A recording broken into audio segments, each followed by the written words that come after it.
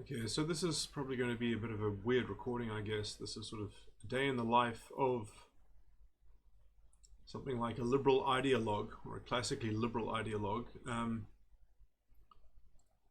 How I spend my time trying to be a kind of voice in the wilderness, but so I didn't watch this video. I kind of keep tabs on people, and I don't keep tabs on them very, very closely, as it were, when I feel like people have been that they've pigeonholed themselves into a state of stagnation, and then I just kind of I'll sometimes just make sure that my pegging of them sort of persists, that I've correctly identified, sort of what's going on here. So I mean, I just kind of preemptively wrote this, and then after I wrote this, I watched the first 15 minutes of this, and I'm surprised at how well my prediction is actually spot on. So I'm going to explore this, and I'm going to also talk through what's wrong with David Pakman. But yeah, okay. So I must say I usually edit these things because usually my grammar is usually quite bad. But I guess as I talk through it, I'll probably be able to fix it. So I'm talking to Chris here. I said, don't waste your time with dishonest scum like this, Chris. Sympathy-pulling narrative witchcraft. The left has such a hard time dealing with identity politics because they all employ some version of that reductive nonsense.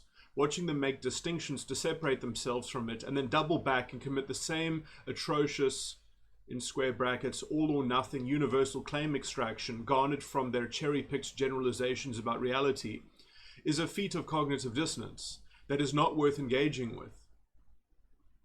Piecing through the layers of narrative dishonesty and rationalizations of all the backflipping is a waste of mental energy. These people need to be ignored and sidelined for their betrayal of basic open liberal values, which is sadly a major tenet of leftist sympathy-pulling pseudo-intellectualism. The only reason why the left has survived for so long was because of the unsustainable resource of the hypocrisy of those who they were the detractors of, and now only sometimes criticize.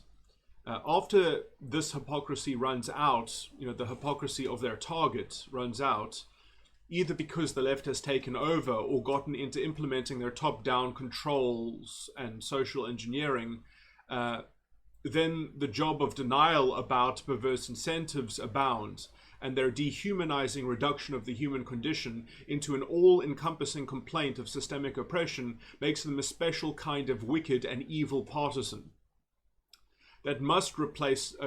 I'm trying to subclause what that partisanship entails, because that partisanship must replace liberal freedom with a liberal rationalization, all the while finding excuses towards their disgusting means, which are only justified by the necessary precautions to fuel their self-reported good intentions. Sorry, I was actually trying to set up, sort of the means are justified by the ends, but I ended up saying at the end here, good intentions. But anyway, so that was somewhat the point of that. Okay, and then I go on to say, it is possible for a leftist to be coherent with an open liberal political philosophy, but that part of the left has been conspicuously absent, especially since Noam Chomsky has abandoned all principles to maintain his standing on the bandwagon of utterly deplorable and reprehensible ethical subversion and degradation. I could have said of the liberal order, but also of people in general, of the individual in general. The left, in the incarnation of David Pakman, is just another grifter captured by his toxic audience, set into the mold of peddling the lowest common denominator reductive narrative, spoon-fed to an ideological bent that has at its core the enjoyment of sadistic treatments, all disguised under the banner of necessary precaution to serve their ideological worldview. That must scapegoat the failings of its own solutions of control and essentially some version of collective destiny or sort of virtue spiral, which they award to their own in-group for loyalty and fealty to their project. So, and then the last paragraph, I'm kind of preempting the kind of nonsensical distinctions and rationalizations and excuses that David Pakman is going to make to sort of substantiate his worldview, to say that, even a broken clock is correct twice a day. Stay away from this pseudo-intellectual this kind of pseudo-intellectual prostitution. They are sympathy narrative merchants, and they do not deserve anything other than dismissal and scorn. They use semantics and words like wizards, saying pretty phrases, sort of making pretty commitments and ideological sort of promises and standards, which are just completely lost in their moral inconsistency, but you might also just say their kind of inconsistency in how they treat reality. They literally end up having to contort reality or contort their ideological distinctions. Usually they do a bit of both so that they can pretend to have a kind of self-consistent worldview. But this is why that they're often trying to edit other people's sort of presuppositions or just kind of filter of reality. Because they have to frame the setup so particularly so that their rationalization can be seen as reasonable, essentially. And so they're kind of burning the wick from both ends in terms of incredulity. But anyway, so. So I mean, some of this could probably be neatened up and sort of, I do often, I'm trying to make such large thematic points that it's not easy to do so, with just a kind of, with a few blurbs and paragraphs. But sort of what I was trying to convey with this as well, which I'll go on to expound, is that they will often say fragments of things which seem eminently reasonable, but essentially their partial principle, which they are disguising their general sort of project with, has so much dishonesty, either kind of ideological bad faith or bad faith in terms of reporting on reality. So I mean, what's happened at this 15-minute mark is that David Pakman has already said that, like, what do you mean Black Lives Matter riots? I've never heard anyone call them riots. The riots that I think of to do with this year are the January 6th riots. Those were the ones that actually had violence. And it's like, what the fuck are you talking about, David Pakman? I mean, the people who were part of the January 6th riots that did violence, who did they hurt? The only people that died were the people that were badly treated by the police. And, the only reason why, let's say, CNN didn't call the Black Lives Matter riots was essentially because they were ideologically gerrymandering things to fit on so they could keep their bandwagon together of groupthink. It's the cognitive dissonance in David Pakman's position is so conspicuous. It is just... It's really, yeah, I guess it's easy to go through life if you can just kind of cherry pick the relevant principles and cherry pick the relevant facts, as it were, and radically reframe them to sort of dovetail together. The other thing that he goes into is that he complains that the right-wing people say that they believe in principles and then they kind of are hypocritical about their principles. Now, there is something to that, but in some sense, that is a quite a facile talking point, which is only capable of being leveraged within the American structure, as it were. Like, obviously, there are problems with having rights, which are essentially only guaranteeable vis-a-vis the government, as in, you can't get freedom of expression from your neighbor and from another private citizen. You can only extract your freedom of expression in terms of not having it infringed upon by the government. Only the government can't infringe your freedom of speech, essentially. But your neighbor is allowed to do whatever they want to try to impinge on your freedom of speech. Now, that is how the American structure in its 300-year-old, sort of pedigree was capable of framing these things in some sense, perhaps because they thought that sort of culture itself will always have a kind of classically liberal sort of bias, and et cetera, et cetera. But I mean, if you just look at any kind of modern liberal constitution, of which the best example is my country, South Africa, and you see that essentially all the rights in the Bill of Rights are not only valid against the state, they're also valid against other citizens. And if you want to, let's say, balance between rights, we have a very sophisticated limitations clause and a very sophisticated practice of equality, which means that essentially, so obviously a big corporation can't essentially infringe on the freedom of expression of their employees, essentially saying, well, if you're going to air this unpopular opinion, you're not going to have a job anymore. That would definitely not pass muster in terms of the limitations clause. That would not be a justifiable limitation of someone's freedom of expression, essentially. So, or, and it would be the same thing around COVID, so if corporations wanted to essentially know the status of their employees in terms of the vaccine, that's infringing on their employees' right to privacy.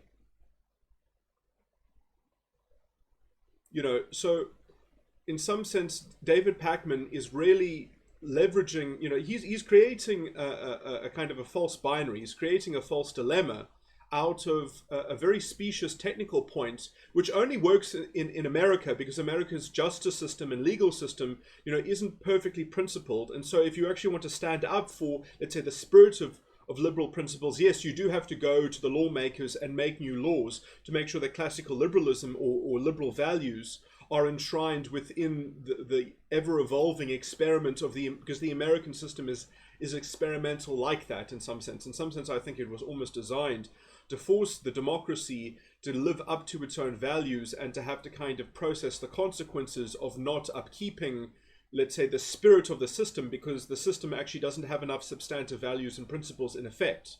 And so it does require the legislature to keep on bolstering it.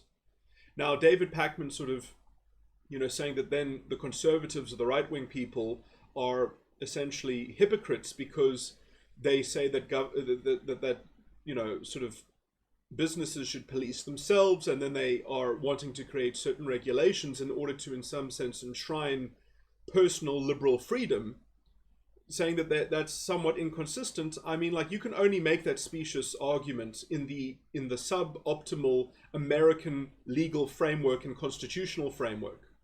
So, I mean, that's a very superficial indictment on the lack of principles on the right in America. And, you can just see how leftists are addicted to this kind of cheap point scoring. They have no substance. The only thing the only thing they're good at is identifying hypocrisy, and often that hypocrisy is rather superficial, because obviously if you're going to be, a pseudo-intellectual and you're just going to sort of cherry pick, the salient things that help construct your indictment and your supposed principal indictment, but where you see that he doesn't provide a really good substantiation for this, other than just labeling the inconsistent beliefs on the right, but not giving, any kind of synthesis about, does he try to steelman his argument at all? No, not even in the slightest, because they're incapable of having a proper substantiation of anything that they say. This is a kind of narrative witchcraft. And in some sense, the leftist spirit, to a large degree, although not necessarily, you can get leftists who are actually proper classical liberals, as it were, that do actually have proper classical liberal principles, although, I don't see them anymore. I think that they are conspicuously lacking, because essentially, in some sense, identity politics does pose a general problem for leftism, is because, as I said in my paragraphs here, leftism is often employing the same strategic maneuver that identity politics is doing. So for them to properly criticize identity politics is them to properly sort of thematically self-reflect on themselves, and they're not capable of doing this. And so here we have the intellectual dishonesty of a David Pakman. And you can see all the tricks of the trade coming out. You can see all of the egregious cherry-picked, reframing of reality, radical reframing of reality. And in some sense, you can almost see, although he's quite technically dry, so it's not as obvious. When I was showing this in my last video and looking at one of the I was looking at a picture of someone's face who was wearing a Black Lives Matter thing, who was kind of presenting it on screen, somewhat subverting everyone's civic nationalism and the common standard of having a common identity. Like there he is, promoting his allegiance and his fealty to some sort of sympathy extraction narrative that centers around essentially the idolatry of a kind of a totem of systemic oppression, so that can be the reduction, that the solution and the sociological control and the top-down control and the program of fixing the solution by some kind of mediator over systemic guilt and an intervener, a Führer. Identity politics is the same philosophy as Nazi philosophy. It is the ideology of having a savior of the system, as it were, but of a worldly savior.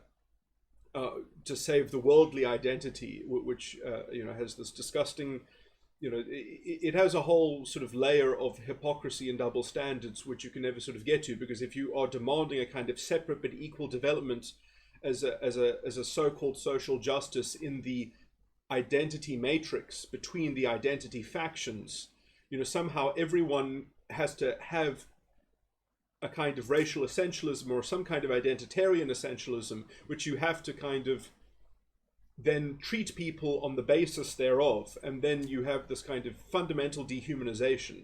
But in some sense, leftism has always done this when they've created perverse incentives in their generalized solutions which override the human condition and that do not treat the individual with any modicum of proper respect and dignity, in fact.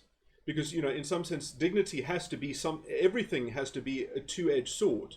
If you cannot just bestow dignity on people, they actually have to attain to it. They have to understand that dignity. They can't dehumanize themselves and debauch themselves and then expect that dignity be put into that, let's say, abyss of self-esteem that spirals and sort of negates itself, and so it just keeps on extracting more sympathy pull, and anyone who stands against that generalized solution then gets scapegoated as part of the problem, as it were.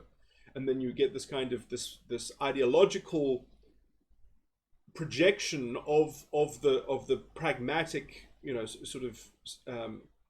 paradox, but anyway, so so what I'm just trying to say is that how this is slightly obscured, because usually people will emotionally, in some sense, exhibit more conspicuously their vulnerable narcissism, where they are very clearly gaining. I think you can still see it in David Pakman, but as I say, he kind of disguises it pretty well in his dry technical sort of analysis. It's kind of, it's all done sort of premeditatively. When he's actually constructing this very meticulously and methodically, kind of contrived worldview, like a chess playing sort of demon in the background here.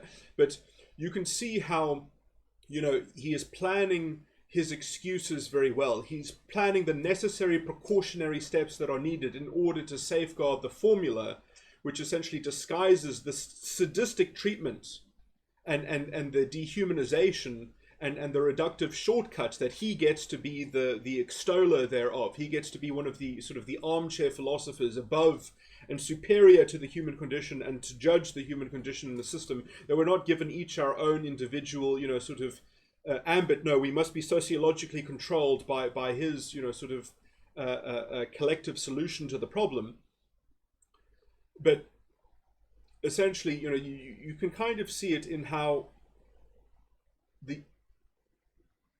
he's kind of using this sort of ninjutsu to unilaterally corral the narrative and the framing of the narrative. And you can even see, ironically, that the only way that Chris can actually sort of do a kind of counter jujitsu to this is that, Chris can say, oh, mea culpa, am I not, seeing this as a kind of, as a bias, as is that my reality has been filtered, and I have a kind of, you know, and you know, sort of, there's no reciprocal sensitivity from David Pakman. Oh, could I be prone to the same thing? You know, like, no.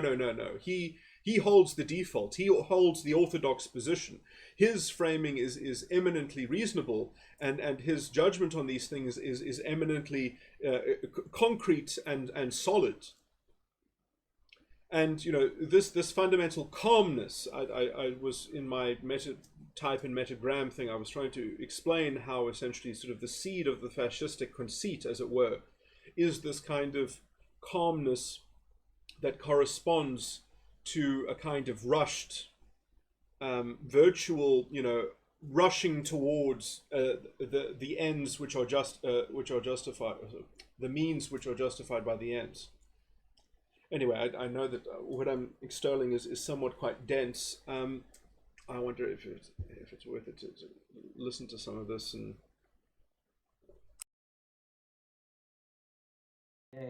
maybe I'm having more of a pessimistic day today. Another day I would be more optimistic. But no, I mean, having spoken to experts in conspiracism, cult-like thinking, radicalization, etc., it's really, really tough to get people out of this type of thinking. And some people use the term deprogram. We don't have to use that word. It can take over months building a relationship one-on-one with people, and that might work as a like small numbers type of thing, but that's not really going to get you like the big cultural awareness shift that we would need to, for example, get everybody vaccinated, right? So that's where my lack of optimism comes from. Man, thank you. I really, really enjoyed this. There's certainly some interesting mental models that I've taken away. The lack of equivalency, or there's not always two equal sides to one story, is definitely something that I think I'll use to try and be more effectively skeptical. Certainly also thinking about the fact that what you see online isn't always representative, especially when what you're seeing is secondhand passed to you by other creators. I think both of those are really important sort of sense-making tools. And you had a quote talking about Richard Spencer. You said, it's not about who you have on, it's how you treat them. And I think that it's not necessarily about just the stuff that you consume, it's about how you can filter that through. And I think that sort of those sense-making tools can be pretty useful. So if people want to keep up to date with what you do and catch more of your content, where should they go? Yeah, davidpakman.com links out to everything we've got.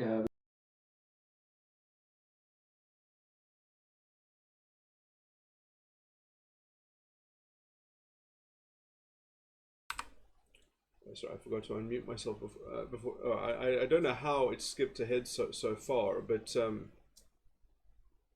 we're just jumping around all the time. I didn't left click there. Anyway, it's not important. But anyway, in what we were just watching, which I kind of skipped all the way to the forward somehow. Oh, it must be because of the hotkeys that I'm using. Okay, I need to change that. Anyway, that's still quite interesting, because everything that Chris just said. Sorry, I know that this is sort of slightly not sequitur. I mean, I didn't plan to watch this video because I knew that it was going to be a waste of time. And watching the first 15 minutes, I was really not really interested to watch any more of it. But it's very interesting that how Chris just sort of framed everything that he just said. Because in some sense that's exactly is echoed in my sort of preemptive take on this, in how you should have treated David Pakman essentially.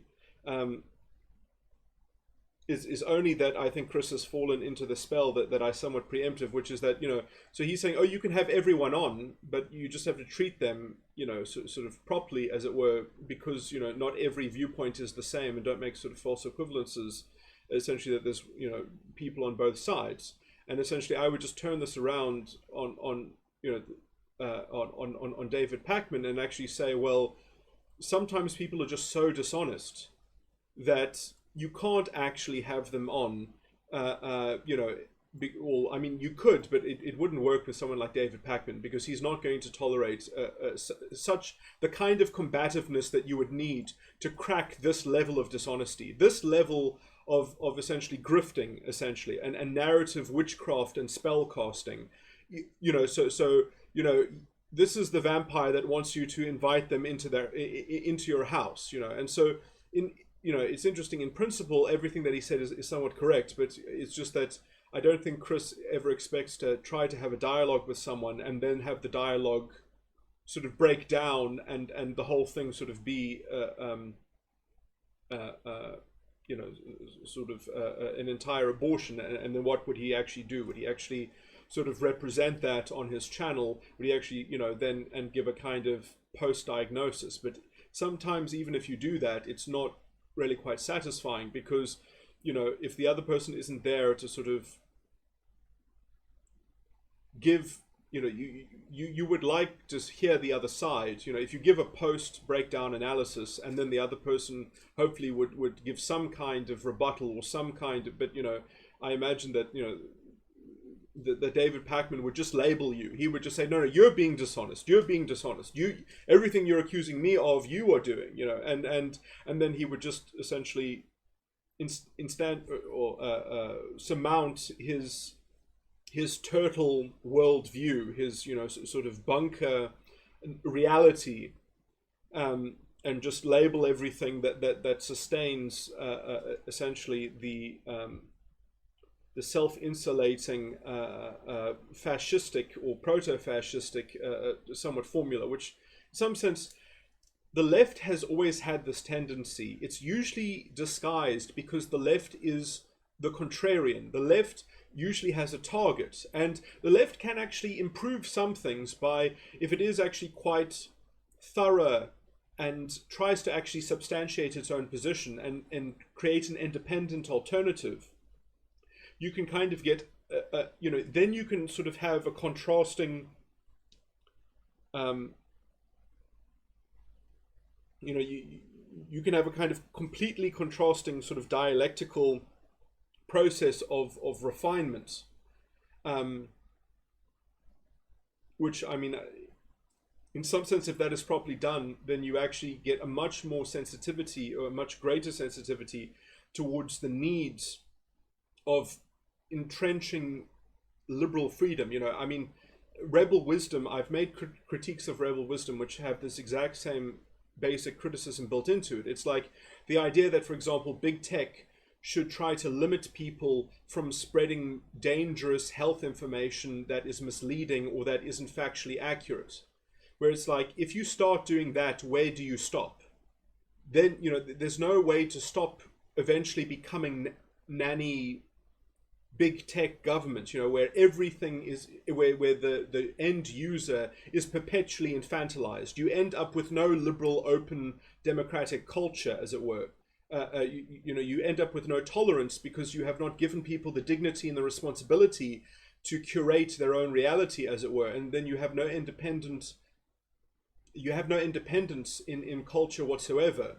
Everything is gatekept, by narrative gatekeepers. And what the only way to actually sustainably safeguard the culture, as it were, is by criminal offenses and criminal sanctions. And that if a mother does something based on bunk medical advice and endangers their child, or actually leads to some kind of health problem, because they fed their children bleach because someone made a video about how feeding your child bleach is the cure for something, then you prosecute the mother, and you perhaps also prosecute but that it's criminal law that is the boundary of the liberal society. That must be the boundary, and culture can take care of itself. It will eventually learn how to cater to itself, because yes, it's perhaps messy, but that is how culture actually sustains its own integrity, as it were. If you remove the experiences which lead to independence, which lead to essentially people being responsible and accountable for their own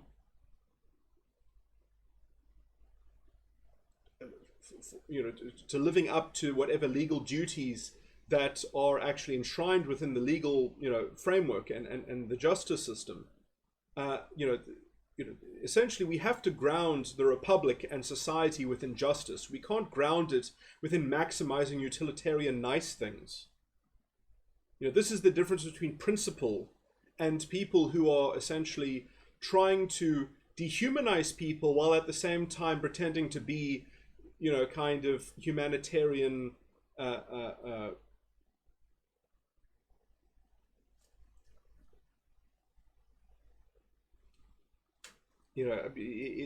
this is how sort of the corruption of populism, I think, was already introduced in our culture from the left. And now that we're actually in a kind of cultural schism, or a kind of, the culture war in the zeitgeist, which was all essentially coming from the left. And, David Pakman trying to scapegoat the right for having essentially inconsistent principles or something like that, is just, to me, it is astounding just at the poverty of intellectual rigor, the poverty of the closeness of what can only be described as sort of this kind of sadistically edged cult that police their groupthink and need a narrative. They need a chorus, because without a groupthink, without a formulaic sort of control from the top down solution, they can't play their pseudo intellectual sort of reductive narrative witchcraft games, which obviously keeps them. It's probably some form of kind of their death denial, or their terror management strategy, and probably they don't have a proper psychological understanding of their own internal locus of control, when they are dealing in such a generally dehumanizing way of interfacing with society. So I mean, political groupings and political ideology, these are people who are, in some sense, they have put psychology beneath politics.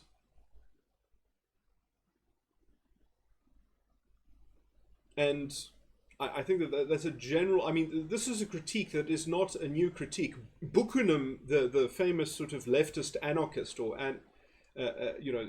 had this critique of the left, essentially. So anyway, and their insensitivity to their own kind of perennial flubbing and sort of passing the buck and scapegoating other things, grow the fuck up, David Pakman, really. But I mean, he can't, sadly. He's actually a captive now. He's captive to his audience. He's captive to the toxic, sort of niche in the alternative media that he can, he's kind of like mainstream media light, just with trying to have some sophisticated and pretentious, kind of qualifications that he brings to the table to dazzle people into thinking that, sort of there is still something yet to mine in this, kind of collective intellectual project of, sort of trying to strike it rich and trying to find the gold vein at the bottom of, sort of the slave morality, which David Pakman is sort of intellectually in league with. And don't just ignore his protests at trying to distinguish himself from those people. And I mean, I really just think that hopefully Chris will reflect on this. Hopefully he can, Chris at some point might listen to this recording. I mean, Chris has well, maybe it wasn't just me, but at one time I sent Chris a very long email, and he seemed to imbibe every single point that I made in that email. He made a specific video just talking about it. Well, not my email, but about everything that I raised in that email. So anyway,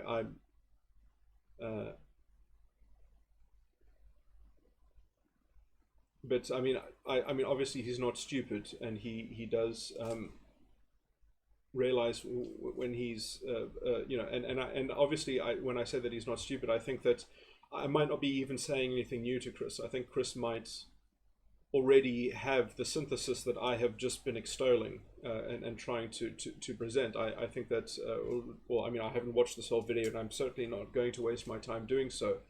But it seems to me that, sort of Chris is already perhaps making somewhat, what do they call it, deeply steeped, the irony of I'm pretty sure Chris is going to think of in some sense the irony of some of the content. The lady doth protest too much.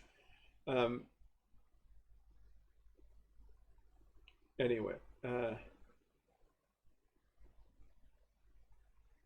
certainly strange times. I think it's better to talk about David Pakman with somebody else than to talk to David Pakman, and just sort of perhaps take some of his clips and talk about it, and then perhaps see how he reframes it. I think that would be a sort of a meta-analysis, sort of going back and forth against David Pakman, would be much better than actually engaging with this kind of slippery and slimy sort of narrative witchcraft. But because I don't think that David Pakman has the temerity to be able to confront a detractor in real time. I think that he would kick the platform out from under the confrontation or the engagement. He would not be able to sustain an actual let's say indictment on his ideological position. And you can just see, I think, if I went through this with and I think I saw this in the first 15 minutes, how he substantiates his position is unassailable. You can't criticize his position because he is sustaining it from both sides. He's sustaining it from cherry-picking reality, and he's sustaining it from ideologically sort of framing it from certain presuppositions, which he's going to say, well, these are my axiomat, or these are my sort of priority, sort of presuppositions.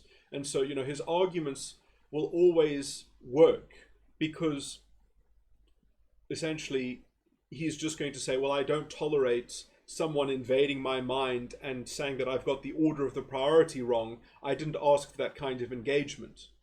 So then he's a solipsist. He's not a leftist collectist on the level of sort of engaging or negotiating with sort of his commitments and which principles are somewhat more important. And it's very easy for someone to superficially say sort of that in some sense, when you make your principles fundamentally not principles but actually heuristics about maximization, when essentially your principles are kind of utilitarian sort of triggers, it's just very easy to confect a self-propelling, kind of pseudo self-consistency. The problem is that it's brittle as fuck, and that brittleness will often manifest itself as essentially needing to play a kind of shell game or a kind of Ponzi scheme where you kind of keep doubling down, and you can see Trump derangement syndrome with people, like Sam Harris. I'm not changing the subject. I'm just saying that this is the same phenomena. Is that this is why people find themselves committed to factual narrative reductions, which are just so far beyond any kind of contact with realities, because they need it for the rest of their bullshit. They need it for the rest of their formulaic reductionism. So, or shall I say, reductive nonsense. Now, what's interesting is that at least if you argue with someone on the right wing, like Michael Knowles, will call himself a knuckle-dragging theocrat, and then, maybe I could extract some sympathy for my criticism of some of the points that Michael Knowles brings out. Essentially the need to have a proper liberal state that is essentially has some division between